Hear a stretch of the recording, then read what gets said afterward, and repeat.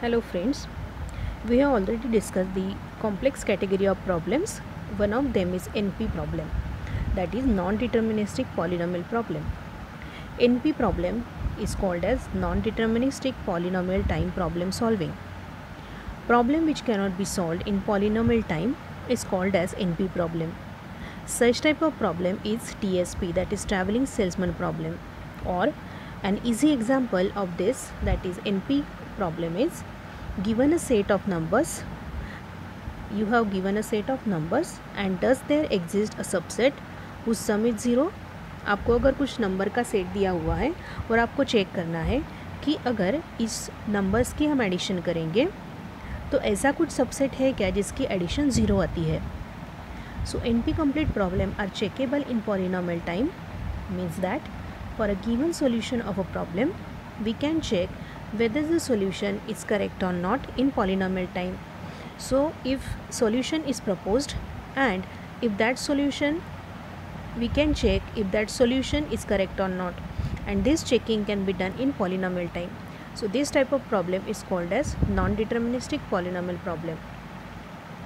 In NP problem, yes/no instances of this problem can be solved in polynomial time by non-deterministic Turing machine, and if it take an exponential time by a deterministic Turing machine.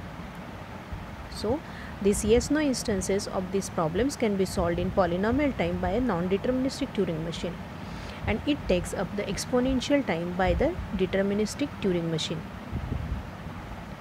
We will see P versus NP. It is not known whether P is equal to NP. However, for many problems we can say that P is equal to NP. But if P is not equal to NP, there are the problems in NP that are neither in P nor NP complete problem. So this is the diagram. Now here we can see that NP problems are there, and in NP problems there are P problems and NP complete problem. So P problem and NP complete problems are the subset of NP problems.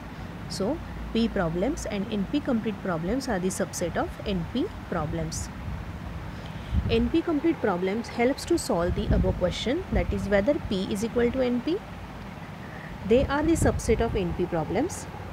They are the subset of NP problems. We already seen that NP complete and P problems are the subset of NP problems, with the property that all other NP problems can be reduced to any of them in polynomial time.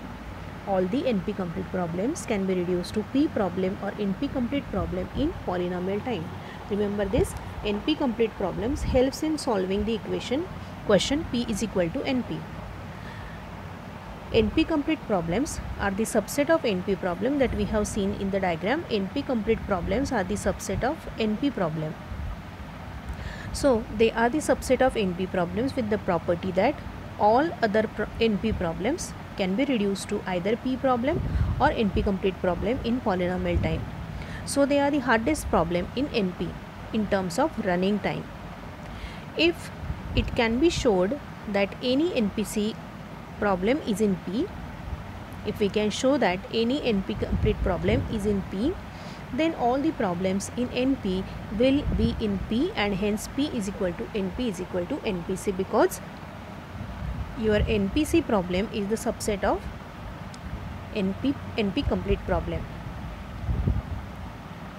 Sorry, NPC problem is a subset of NP problem. So if we show that any NPC problem is in P, so if we say that any NPC problem is in P, then all the problems in NP will be in P, and hence P is equal to NP is equal to NPC.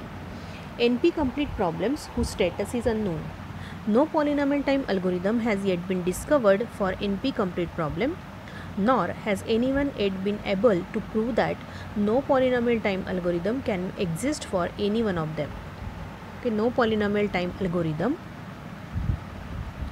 yet been discovered for NP complete problem, nor has anyone yet been able to prove that no polynomial time algorithm can exist for any one of them.